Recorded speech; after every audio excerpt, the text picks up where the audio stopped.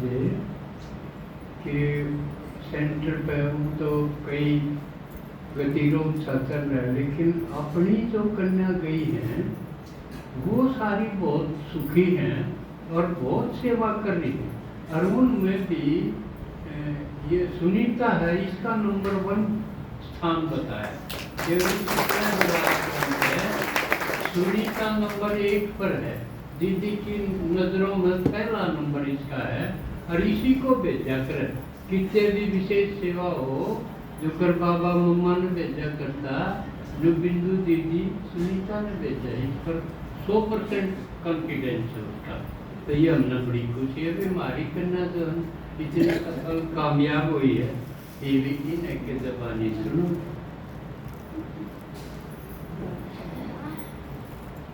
दादाजी जो कुछ बोल रहे हैं इसमें कहीं ना कहीं उनका ही क्रेडिट है, जो यहाँ से इतना कुछ सिखा के भेजा है। बाबा तो सिखाता ही है, अपनी पालना भी देता है, लेकिन बीच में किसी न किसी को निमित्त भी बनाता है। तो सारा कुछ दीदी ने सिखाया है।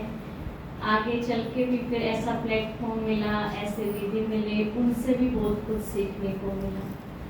तो खुद के अंदर तो कई बार लगता है इतनी सारी क्वालिटी नहीं थी, लेकिन जब बाबा को सेवा करवानी होती है तो वो अपने आप को सारी क्वालिटी भर देता है।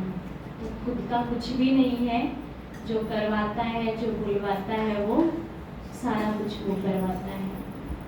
तो दीदी बात कर रहे थे अंतर्राष्ट्रीय बेटी दिवस पे, तो कहीं ना कहीं ये सच्चाई है और बड़ा अच्छा भी फील होता है कि संगम युग पर एक बेटी का शरीर मिला।